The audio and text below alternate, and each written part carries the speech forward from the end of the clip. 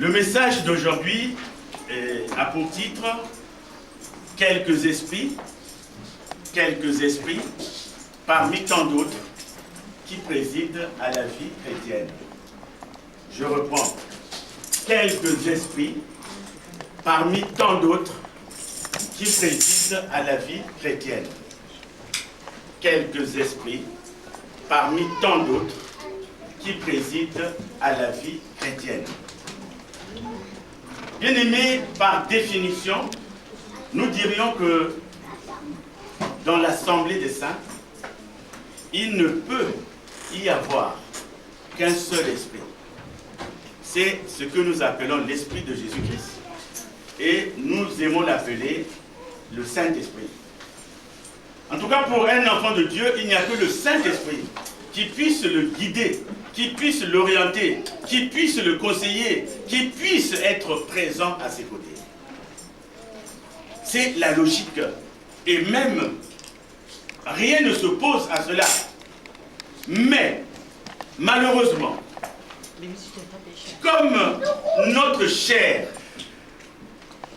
est faible, comme notre chair est fortement corrompue par les convoitises du monde, et comme notre intimité avec Jésus-Christ n'a pas une grande place dans notre vie, alors Satan qui est tout près s'incruste dans nos vies, et il y a certains esprits qui entrent en nous, et le plus souvent ces esprits agissent dans l'Église. Ces esprits agissent dans l'Église, et parfois vous vous demandez qu'est-ce qui ne va pas, mais parce que nous avons laissé la porte grande ouverte à ces esprits, tout simplement par manque de prière, tout simplement par manque de discernement, tout simplement par manque de nous donner entièrement à Jésus, parce que le jour de notre baptême, ce jour-là nous avons scellé notre accord avec Jésus. Le jour de notre baptême, nous avons scellé un accord. Cet accord a été scellé hermétiquement. Et le jour de notre baptême, nous avons dit, Seigneur, prends-moi. Seigneur, je suis avec toi. Seigneur, tu deviens mon seul Seigneur et mon seul Sauveur. En tout cas, le jour de notre baptême, il y a même cette prière qu'on fait, Seigneur, sois avec moi.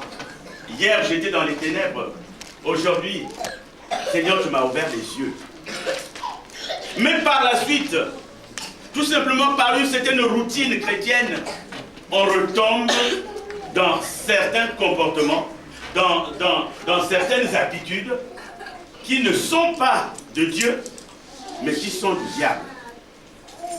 Alors nous allons essayer de voir, parce que la seule façon d'empêcher ces esprits de s'incruster dans notre vie, de présider à notre vie, c'est tout simplement être dans la prière.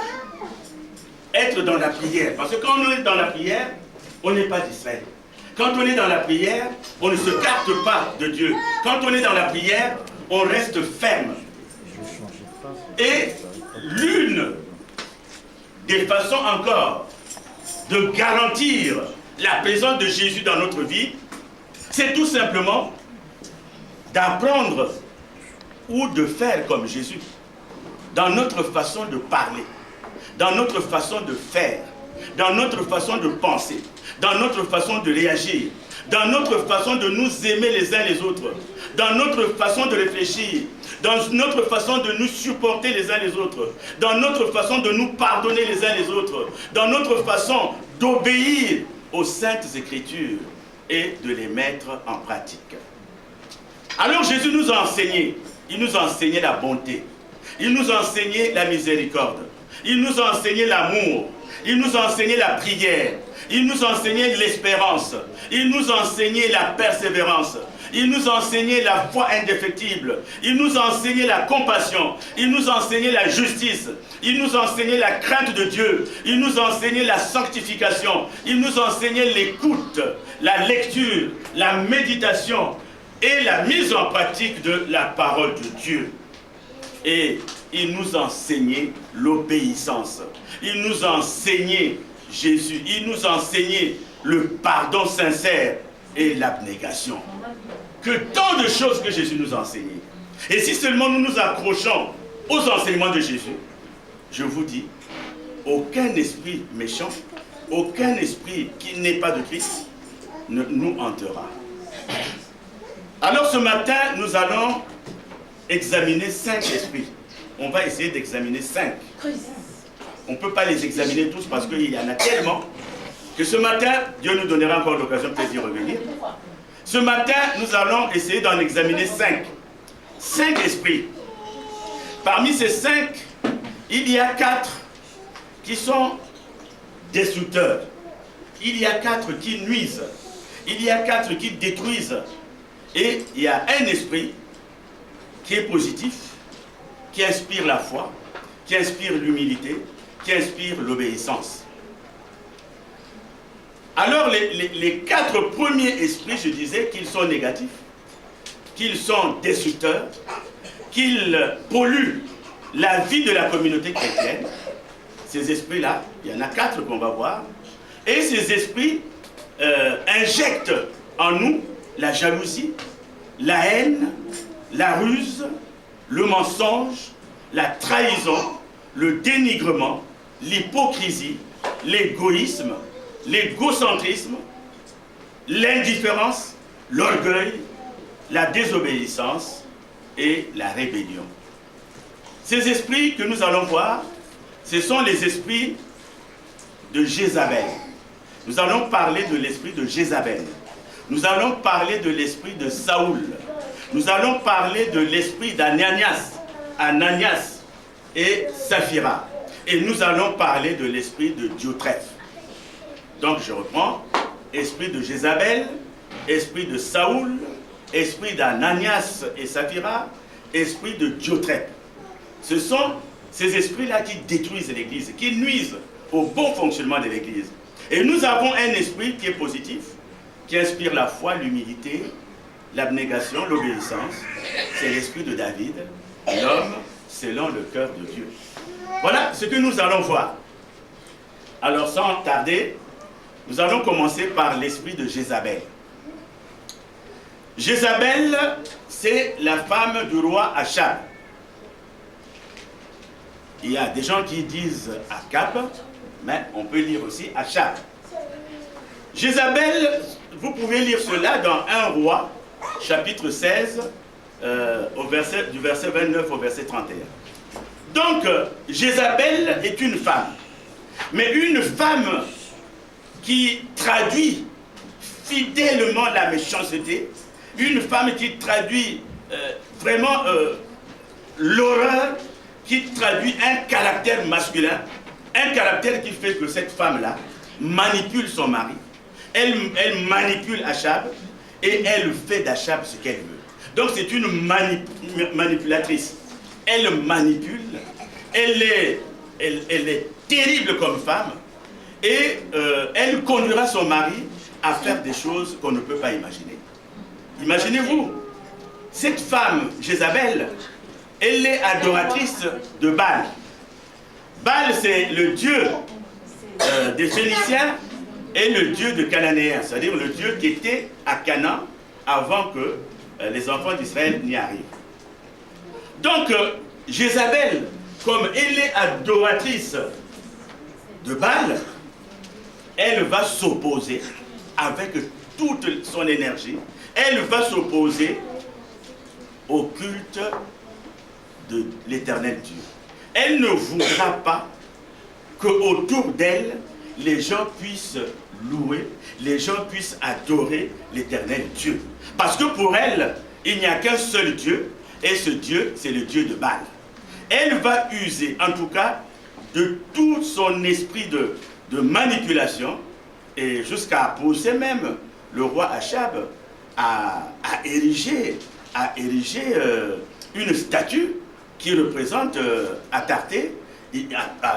Achab va ériger cette statue et les gens vont prier sous cette statue parce que le Dieu que cette femme reconnaît, c'est Atarté, que cette femme reconnaît, c'est Barbe. Plutôt, c'est pas Barbe, c'est Bal que Dieu pardonne. C'est un lapsus qui n'a rien à voir avec mon enseignement. Donc, je disais que cette femme va s'en prendre au prophète Élie. Cette femme va s'en prendre au prophète Élie. Elle va chercher à faire tuer Élie. Elle mettra tout en œuvre. Et son mari devant, pour combattre à tout prix le prophète Élie. Et qu'est-ce que le prophète Élie a fait? Parce que le prophète Élie est un serviteur de l'Éternel. Elle ne veut pas entendre parler des serviteurs de l'Éternel. Alors elle va s'ériger contre Élie pour que Élie puisse mourir. Et d'ailleurs, si vous pouvez le lire, vous pouvez le lire dans 1 Samuel 19, versets 1 et 2, et vous pouvez le lire aussi dans 2 Rois 9, versets 30 à 37. Bien. Alors, cet esprit de Jézabel, et d'ailleurs l'apôtre Jean va en parler dans le livre de la révélation de Jésus. Le livre de la révélation de Jésus, c'est le dernier livre de la Bible que nous appelons l'Apocalypse. Donc, si l'on peut aller dans l'Apocalypse, chapitre 2, on va lire le verset 30. La Bible nous dit, on va lire le verset 20, chapitre 2, verset 20. Nous lisons, « Mais ce que j'ai contre toi, c'est que tu laisses la femme Jézabel, qui se dit prophétesse, enseigner et séduire mes serviteurs, pour qu'ils se livrent à l'impudicité et qu'ils mangent des viandes sacrifiées aux idoles. » Donc cette femme qu'on appelle Jézabel a un esprit qui est dangereux, un esprit qui sévit dans nos églises. Et encore Jézabel, son esprit sévissait encore à l'église de Thyatire. Donc c'est un esprit, lorsqu'il vient dans une église, lorsque quelqu'un est porteur de cet esprit, en tout cas cette personne-là devient le manipulateur. Donc on manipule les enfants de Dieu, on les manipule. Et cet esprit apporte quoi à l'église? Cet esprit apporte le mensonge, la fornication, la séduction, la manipulation, la rébellion, l'occultisme, la sorcellerie, la haine, l'hypocrisie, les querelles. Donc lorsque une église est envahie, lorsqu'une église, vous savez qu'il n'y a rien d'autre qui soit combattu plus que l'église. L'église, c'est quelque chose qui est combattu. Si Dieu nous ouvrait les yeux, on se rendrait compte que l'église, c'est quelque chose qui est combattu. Parfois le matin, tu te lèves, tu as prévu de te rendre à l'église, mais subitement une fatigue qui te garde dans ta couette. Une fatigue qui te garde. Alors tu avais prévu te rendre à l'église. Dieu ne veut pas, plutôt Satan ne veut pas que nous allions à l'église. Satan ne veut pas que nous nous retrouvions. Là, nous avons pris du temps pour l'adorer. Merci la chorale. Nous avons pris du temps d'adoration. Nous avons pris du temps d'adoration. Mais il y a quelqu'un qui souffrait pendant cette adoration. C'est Satan. Lui, il n'aime pas entendre des adorations en faveur de Jésus. Et c'est cet esprit qui fait parfois que tu veux faire quelque chose à l'église, tu veux travailler à l'église, il te bloque. Il te bloque, il te met dans un camp qui n'a rien à voir avec Jésus-Christ. C'est ainsi que il y a des églises où il y a la fornication. Il y a des églises même, au lieu de marier les gens, des églises où les mariages se cassent à cause de cet esprit. Les mariages se cassent, les mères de famille quittent leur mari, les maris quittent leurs femmes, abandonnent leurs femmes pour aller faire des adultères ailleurs. Donc c'est un esprit qui est dangereux. Un esprit, quand il est dans une église, je vous dis, dans cette église, il y a la séduction. Donc quand il y a la séduction, l'occultisme, c'est tout simplement la pratique des sciences occultes. Ce qu'on appelle la magie, les gens qui vous donnent des informations sur votre avenir, ils vous parlent de bien des choses, mais le plus souvent, l'occultisme est associé à la sorcellerie. Parce que lorsque quelqu'un est sorcier, s'il est sorcier et qu'il a l'esprit de Jézabel, déjà en tant que sorcier, son rôle c'est de nuire à l'église. Son rôle c'est de combattre l'église. Mais tout en étant sorcier, s'il a encore l'esprit de Jézabel, je vous dis, il faut que l'église soit dans la prière. Il faut que l'église soit dans la prière, sinon elle est appelée à disparaître. Elle est appelée à disparaître parce que dans cette église, il y aura le mensonge, il y aura la rébellion, il y aura l'hypocrisie, il y aura des querelles. Les gens vont se quereller. Ils ne peuvent pas rester tranquilles. Parce que la Bible dit, si nous sommes unis, la Bible dit, si deux s'accordent, et demandent, en tout cas cela s'accomplit.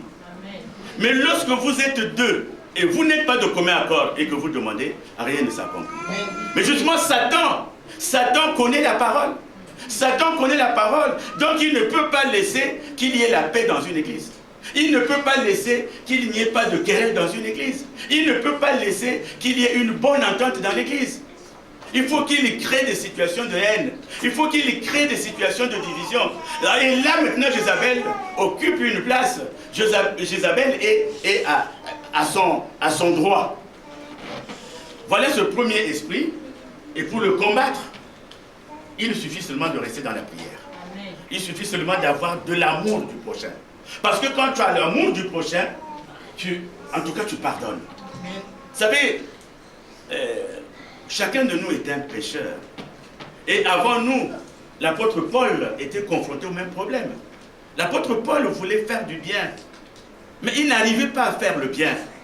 Et il disait que le bien que je voudrais faire, je n'arrive pas à le faire.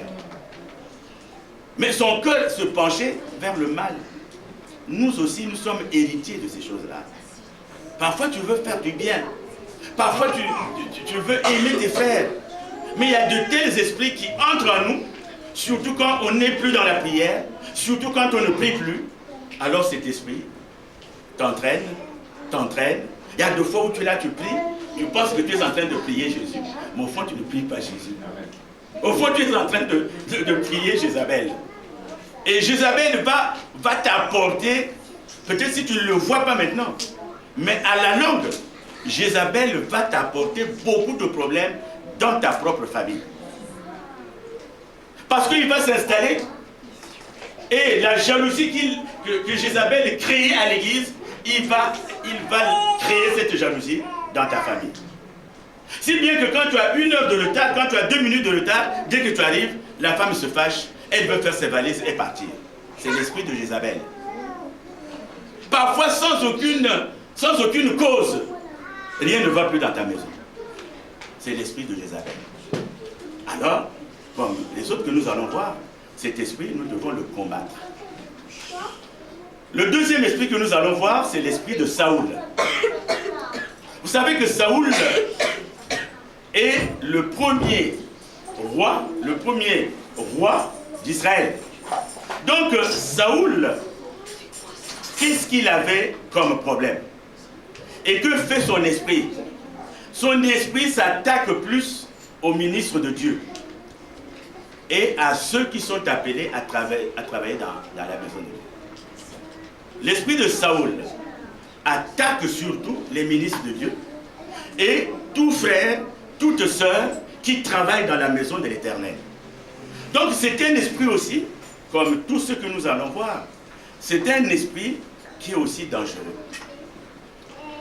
Vous pouvez lire la première partie de Saoul dans 1 Samuel, chapitre 9, verset 2, et vous pouvez lire tout cela jusqu'au 1 Samuel 10. 1 Samuel, chapitre 10. Alors, Saoul, jusque-là, Saoul était un roi qui marchait dans l'humilité. Saoul était quelqu'un de humble. Saoul était quelqu'un d'obéissant. Il obéissait à la parole de Dieu. Saoul était un roi sage et droit. Saoul était un roi qui craignait l'Éternel et qui était proche du peuple. Mais dès qu'il se laissa convoiter par l'autosuffisance, l'égocentrisme, la trop grande estime de soi, quand vous avez une grande estime de soi, quand vous regardez, mais c'est moi, mais sans moi, rien ne va. Je suis la plus belle, je suis le plus bel homme. Donc quand vous avez un esprit qui vous pousse à une admiration de vous-même, à une grande estime de vous-même, vous avez déjà l'esprit de Saoul. Vous avez déjà l'esprit de Saoul. Alors, vous ouvrez automatiquement une grande porte aux démons. Et ça, on peut le lire dans 1 Samuel 16, du verset 14 au verset 15. Alors, Saoul, dès qu'il a vu qu'il était autosuffisant, dès qu'il a vu qu'il était le plus intelligent, dès qu'il a vu qu'il était le meilleur, dès qu'il a vu que tout ne pouvait passer que par lui, il était justement envahi par ce qu'on appelle des manques. Il manqua de sagesse. Lui qui était sage n'était plus sage. Qu'est-ce qu'il va faire? Il est en pleine bataille. Il est en train, c'est-à-dire ces soldats sont en train de combattre un peuple ennemi. Les soldats sont sur le terrain, ils sont en train de combattre. Alors, comme Saoul n'avait plus d'intelligence, qu'est-ce qu'il va faire? Il va mettre ses soldats en jeûne. Il va mettre les soldats en jeûne. Les soldats qui vont se battre, il les met en jeûne. Ça, vous pouvez le lire dans 1 Samuel 14, versets 24 à 26. 1 Samuel 14, versets 24 à 26. Donc, il va les mettre en jeûne. Vous savez que quand on est sur le terrain, on a besoin quand même de force. On a besoin d'un ventre plein, un ventre pour pouvoir garder les armes, pour pouvoir combattre. Mais lui, il choisit le fait que ses soldats soient en guerre pour les mettre en jeûne et prière. Lisons 1 Samuel, ça nous permettra d'avancer. 1 Samuel 14. Lisons 1 Samuel 14, du verset 24 au verset 26. 1 Samuel 14, du verset 24 au verset 26. Je lis la parole de Dieu. La journée fut fatigante pour les hommes d'Israël. Saoul avait fait jurer le peuple en disant: maudit soit l'homme qui prendra de la nourriture avant le soir, avant que je me sois vengé de mes ennemis. Et personne n'avait pris de nourriture. Tout le peuple était arrivé dans une forêt où il y avait du miel à la surface du sol. Lorsque le peuple entra dans la forêt, il vit du miel qui coulait, mais nul ne porta la main à la bouche, car le peuple respectait le serment. Amen. Amen. Donc le peuple est en combat, le peuple est en lutte, il met ce peuple en jeûne. Alors que quand on combat, on a besoin de ses forces. Il manque d'intelligence. Et vous allez voir aussi que le même Saoul deviendra orgueilleux et désobéissant. Allons, puisqu'on est là, allons dans 1 Samuel 15. Il deviendra orgueilleux et désobéissant. 1 Samuel 15, nous lisons du verset 12 du verset 10 au verset 12. Du verset 12 au verset 12, j'ai dit. 1 Samuel du verset 10, pardon. Oui, au verset 12. Verset 10. L'Éternel adressa la parole à Samuel et lui dit: je me repens d'avoir établi Saoul pour roi, car il se détourne de moi et il n'observe point mes paroles. Samuel fut irrité et il cria à l'Éternel toute la nuit. Il se leva de bon matin pour aller au-devant de Saoul et on vint lui dire: Saoul est allé à Carmel et voici, il s'est érigé un monument, puis il s'en est retourné et passant plus loin, il est descendu à Gilgal. Amen. Donc, Saoul est devenu orgueilleux, il est devenu l'égal de Dieu, alors il va ériger, il va construire un monument. Il va construire un monument parce qu'au fait, il devient l'égal de Dieu. Donc, nous savons que l'orgueil ne conduit à rien. Dans l'orgueil, il y a le moi. Moi je pense. Moi je dis. Moi j'ai décidé. Moi j'ai fait ceci. Il y a le moi. le moi ne nous conduit nulle part. Le moi nous conduit dans une voie sans issue, que ceux qui parlent français appellent une impasse. On va dans une impasse, on va droit au mur avec l'orgueil. Et la désobéissance à la parole de Dieu ne conduit nulle part. Parce que la Bible nous dit que mieux vaut, l'obéissance vaut mieux que le sacrifice. Il est mieux d'obéir que de faire des sacrifices. Donc il devient orgueilleux, il y a l'orgueil qui va le pousser. Et non seulement qu'il devient orgueilleux, mais il devient jaloux. Il devient jaloux et manque d'humilité. 1 Samuel 18. 1 Samuel 18, versets 6 à 9. 1 Samuel 18, versets 6 à 9. Il devient jaloux, il devient coléreux et il manque d'humilité. 1 Samuel 18, versets 6 à 9. Comme il revenait lors du retour de David, après qu'il eut tué le Philistin, les femmes sortirent de toutes les villes d'Israël au-devant du roi Saoul, en chantant et en disant, au son des tambourins et des triangles, en poussant des cris de joie, les femmes qui chantaient se répondaient les unes aux autres et disaient, Saoul a frappé ses 1000 et David ses 10 000. Saoul fut irrité et cela lui déplut. Il dit, on en donne 10 à David et c'est à moi que l'on donne les 1000. Il ne lui manque plus que la royauté. Et Saoul regarda David d'un mauvais œil à partir de ce jour et dans la suite. Amen. Il est jaloux. Parce que David, pour ceux qui ne connaissent pas tellement cette histoire, pendant que David va rencontrer Goliath, Goliath est un général, c'est un commandant, c'est un homme de guerre qui a de l'expérience. Et Goliath est monstre, c'est-à-dire physiquement. Ici on dit qu'il est fort. Il était fort. Nous on disait qu'il était grand. Nous on dit qu'il est, il est gaillard. Mais le bon français ici dit qu'il est fort. Mais nous dans notre français au pays on dit qu'il est gaillard. C'est un gaillard. Bon, mais les jeunes quand je dis gaillard ils ne comprennent pas. Donc c'est là il était fort. Il était fort, il était grand et fort. Alors c'est un militaire qui avait pris une décision. Il dit, mais écoutez, habitants d'Israël, au lieu qu'on se batte pendant longtemps, moi je suis philistin, vous désignez un militaire de votre côté. Moi je le rencontre. Je rencontre ce militaire, et de nous deux, celui qui va gagner, fait gagner son pays. Aucun Israélien n'était sorti. Tout le monde avait peur. Et pendant des jours et des jours. Tout le monde avait peur. Jusqu'au moment où le petit David, qui était insignifiant, va arriver. Et il ne vient pas pour se battre, il vient pour voir ses frères.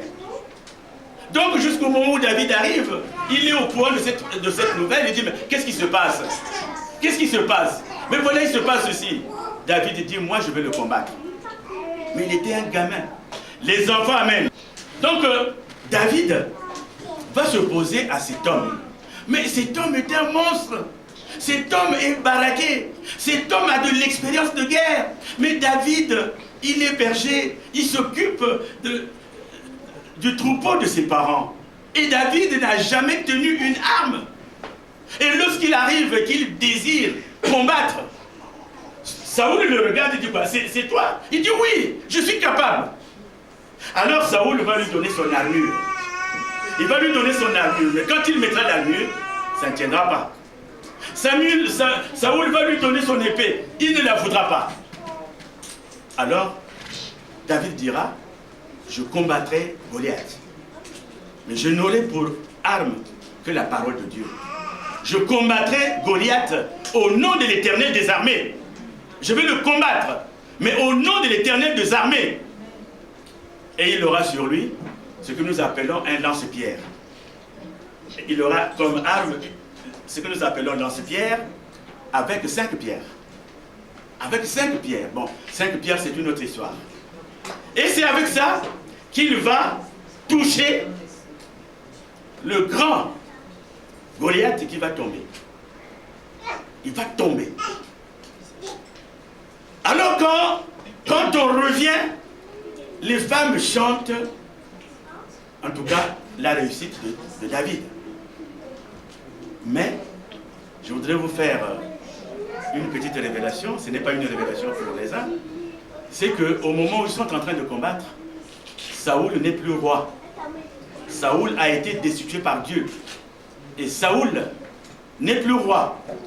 Et David vient d'investir roi, le petit David. C'est que lorsque David agit, il agit avec l'onction de Dieu. C'est pour vous ouvrir une parenthèse pour vous dire que ça soit dans une église, que ça soit dans une famille, il y a toujours un qui a la responsabilité. Dans la famille, il y a l'homme et la femme, il y a les enfants. Dieu dit que le chef de la famille, c'est l'homme. Et il est un. Mais lorsque l'homme et la femme voudront tous les deux être des chefs, la famille est vouée à l'échec. Parce que quand l'homme va dire « j'ai décidé que cet enfant ne puisse pas manger, il n'a pas étudié ses leçons, il n'est pas obéissant, pour moi il ne mange pas », la femme dit « oh quitte là, c'est toi qui achètes la nourriture. Viens manger, viens manger. » Mais demain quand cet enfant deviendra bandit, quand cet enfant deviendra un brigand, quand cet enfant va dévaliser les banques, la femme va dire quoi à son mari? Mais toi tu ne voulais pas l'engueuler? Non mais si, c'est toi. À chaque fois que je voulais le punir, toi tu étais là. Et puis il y a même des femmes qui disent, hein, tu veux le taper, tape-moi d'abord. Tape-moi d'abord. Avant de tape-moi d'abord. Lui il veut corriger son enfant, lui il veut mettre son enfant sur le droit chemin. Mais toi la maman tu viens, tape-moi d'abord. Pourquoi tu veux le taper? Tape-moi d'abord. Et cet enfant, demain il deviendra un bandit. Cet enfant demain deviendra un brigand.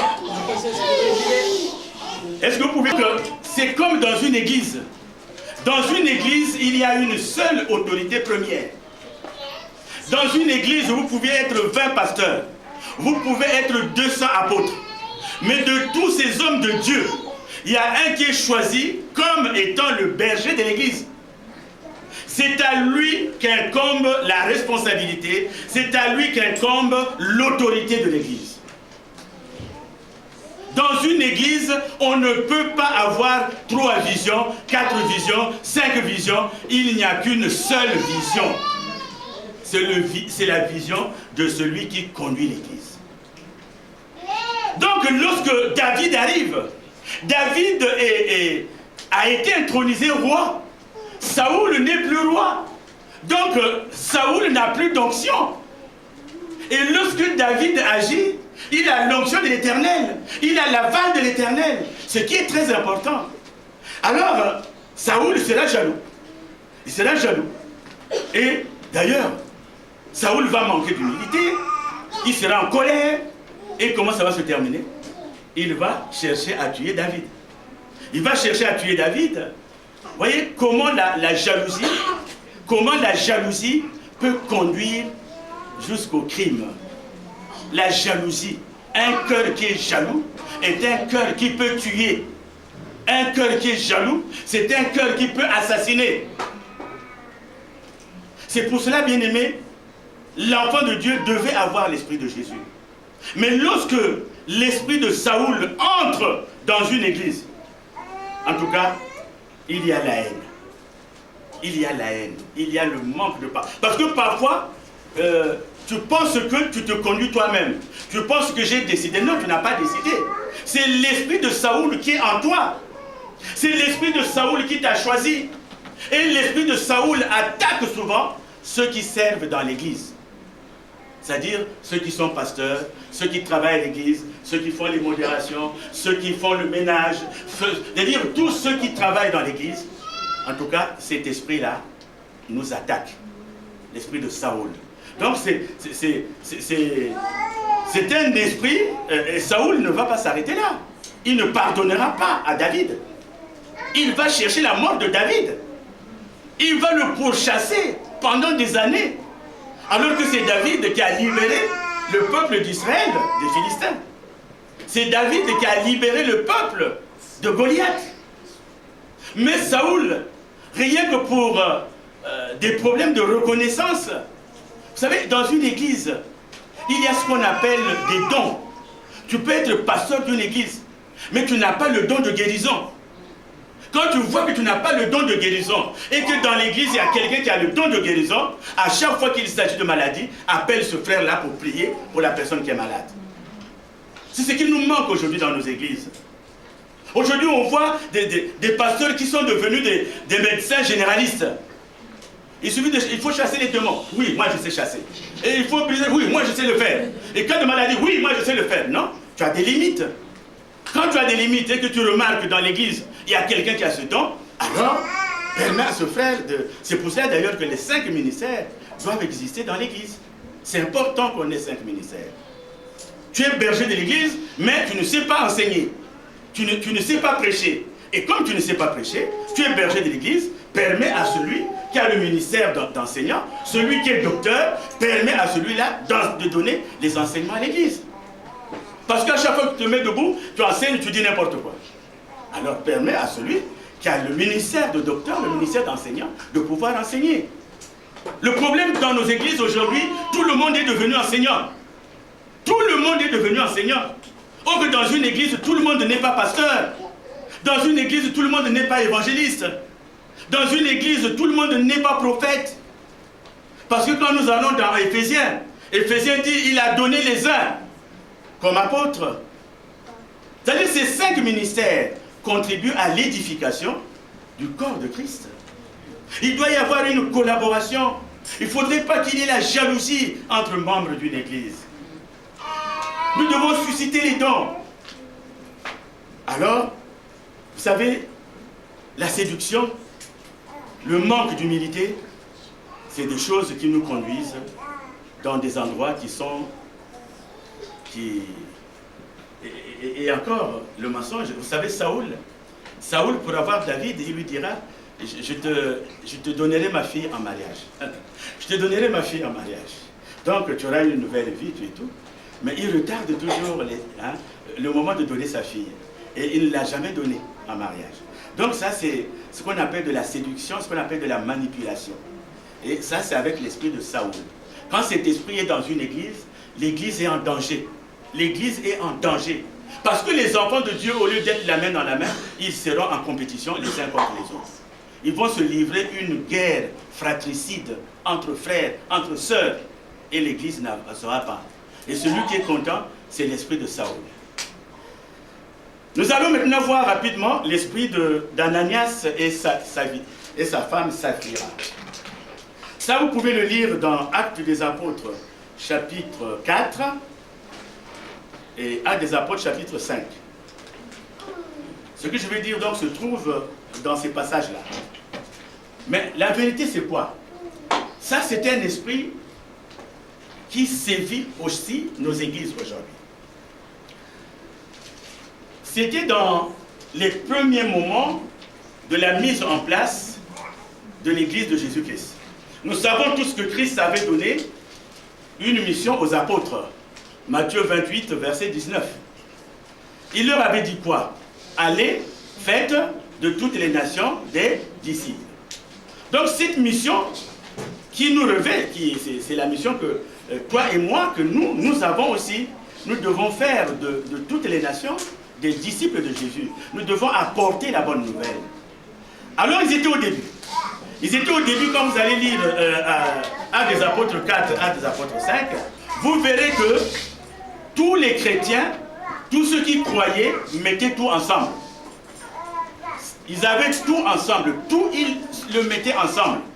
Il n'y avait pas, donc, ceux qui avaient des propriétés, ceux qui avaient des terrains, ceux qui avaient des maisons, les vendaient. Ils vendaient leurs maisons et ils venaient déposer l'argent aux pieds des apôtres. Les apôtres étaient là. Lorsque tu as vendu ton terrain, l'argent que tu as eu, tu vas le déposer aux pieds des apôtres.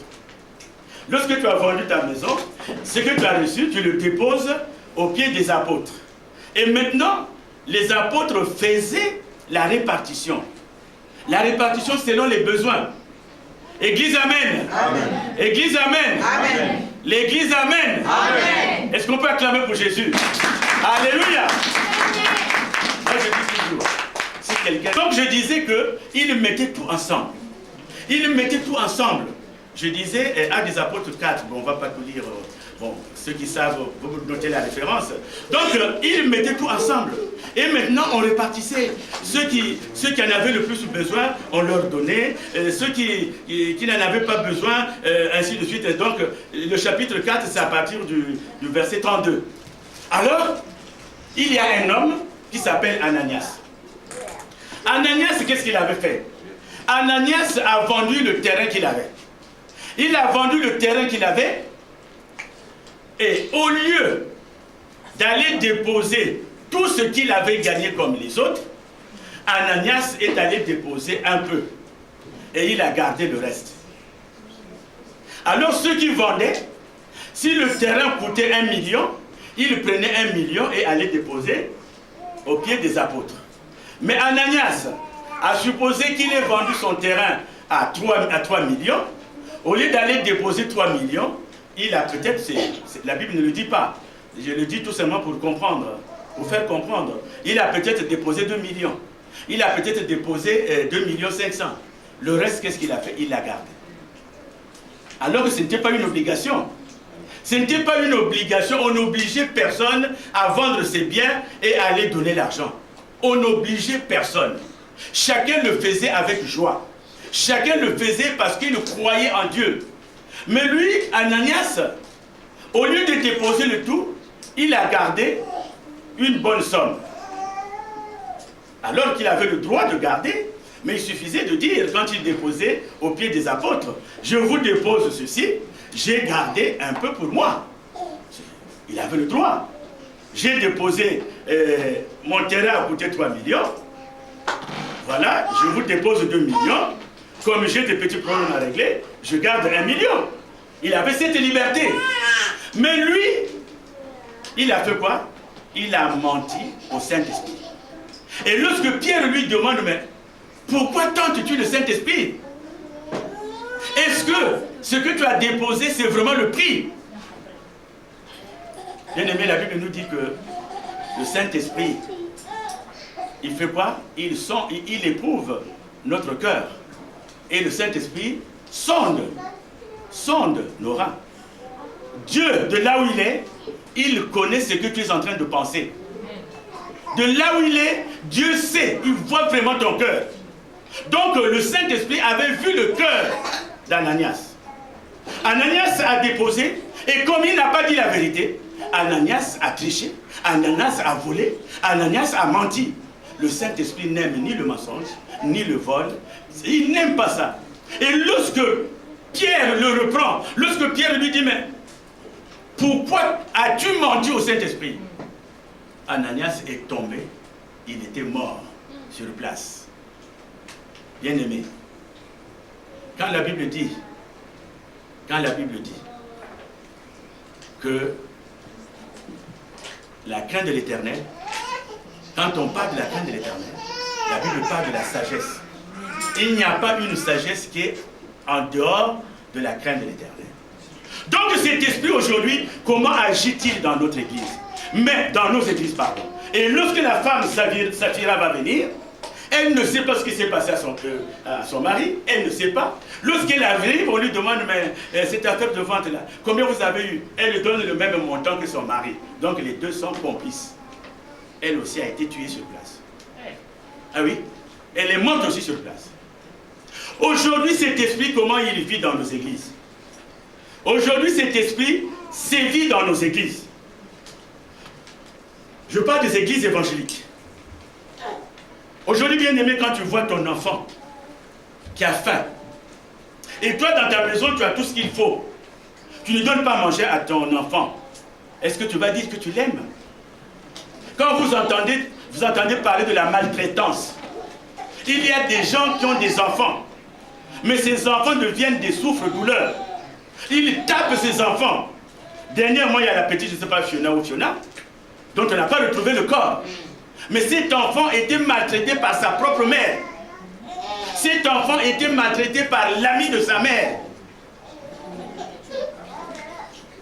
Est-ce que vraiment c'est de l'amour? Donc l'esprit d'Ananias et Saphira agit de la même façon aujourd'hui dans les églises évangéliques. Vous avez des gens, vous avez des frères, vous avez des sœurs qui travaillent. Et vous savez que l'église évangélique n'a aucune aide. L'église évangélique n'a pas l'aide de la mairie. L'église évangélique n'a pas l'aide de l'État. L'église évangélique n'a pas l'aide d'une organisation non gouvernementale. Il n'y a rien qui finance l'église évangélique. Mais vous avez des frères, des sœurs qui aiment Dieu. Ils savent que leur église a le loyer à payer. Le loyer. Ils savent que leur église a des assurances à payer. Ils savent que leur église a des ministres de Dieu à payer. Parce que la Bible dit que tout ouvrier mérite salaire. Celui qui travaille dans l'église doit être nourri par l'église. Ses frères le savent. Mais quand ils vont dans une église évangélique, ils pensent que le bon Dieu a déjà payé le loyer. Ils pensent que le bon Dieu a déjà payé l'électricité. Ils pensent que le bon Dieu a déjà payé l'eau. Ils ont le même cœur qu'Ananias. Au moins Ananias avait donné une partie. Mais ses frères et ses sœurs, vous les voyez envahir les églises évangéliques. Ils arrivent dans l'église évangélique, ils sont assis.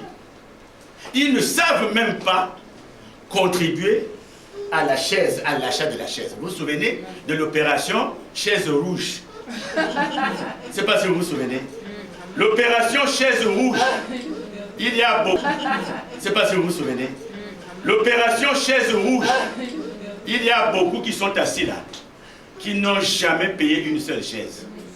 Alors qu'on disait, chaque famille paye le nombre de chaises, c'est-à-dire le nombre des membres de sa famille plus une chaise. Il y en a jusqu'aujourd'hui qui n'ont même pas demandé, mais l'opération rouge, c'était... Non. Non.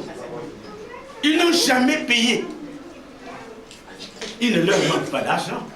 La chaise coûte 25 €. C'est pas cher. Mais quand vous voyez l'argent que vous dépensez pour aller acheter les sketchs à Paris, les sketchs que vous achetez, ça coûte plus que ça. Parce qu'il y a des gens qui reviennent avec des valises, des sketchs. Toute la journée, maintenant on a Nollywood, ça aide un peu. Mais sans Nollywood, on zappe là. On zappe. Moi j'ai fini la cassette, tu donnes à l'autre. Et moi j'ai une nouvelle cassette. Mais la chaise sur laquelle tu t'assois à l'église, tu n'as jamais payé. Tu as l'esprit d'Ananias. Tu as l'esprit d'Ananias et Saphira. C'est ça l'esprit d'Ananias. L'église parle du loyer. Toi, tu ne payes pas le loyer. Et tu dis même, parfois il y a des gens qui disent, oh j'attends des miracles que l'argent tombe sur mon compte. Quel miracle! Le fait de te réveiller est un miracle. Le fait de voir tes enfants en bonne santé est un miracle. Amen. Le fait d'avoir de bonnes nouvelles de chez toi est un miracle. Amen. Mais, sans vergogne, on va à l'église, on ne demande même pas qui a payé le loyer, on ne demande même pas qui a payé l'électricité, on ne demande même pas qui a payé l'eau. Ça, c'est l'esprit d'Ananias. Cet esprit agit comme ça aujourd'hui dans les églises. Il y a des gens, c'est-à-dire quand ils vont dans l'église, ils se croisent les bras. Quand vous parlez de libéralité, ils n'en font jamais. Même le petit micro qu'on utilise, ils sont incapables d'acheter un micro. Un micro comme ça ne coûte pas 30 €. Il coûte moins de 30 €. Ils sont incapables. Ils sont incapables, lorsque le mois finit, de prendre, de se dire, mais le loyer là, comment on va le payer? Ah, moi je contribue pour ça. La Bible nous dit, il y a beaucoup plus de joie à donner qu'à recevoir. C'est l'esprit d'Ananias dans nos églises. Parce qu'aujourd'hui, si Jésus descendait et nous demandait, toi, depuis quand tu as payé ton loyer? Moi, le loyer, depuis quand tu as participé au loyer de l'église? Moi, le loyer de l'église. Donc, tu attends que le bon Dieu descende, vienne payer le loyer de l'église où tu es. Un loyer comme celui-là, bien aimé, il y a une assurance. Il faut payer l'assurance dans ce pays-là. Parce qu'en cas d'accident, en cas de ceci, ces gens-là doivent être indemnisés par l'église, par l'assurance. Mais l'assurance ne participe pas. Et le salaire de ceux qui travaillent à l'église, tu ne participes pas. C'est-à-dire, tu deviens ce qu'on appelle à Lingala, Maboko Makaku. Je ne sais pas si je parle mal, mais ça s'appelle Maboko Makaku. C'est-à-dire, tu as des mains comme le cerf. Tes mains sont comme ça. Quand il faut donner à l'église, tu te regardes comme ça. Tu commences même à trembler. Tu fais même des crises. Parce qu'il faut donner à Dieu. Et tu es fier. Tu arrives le matin, tu es fier. Tu es fier d'être dans une église.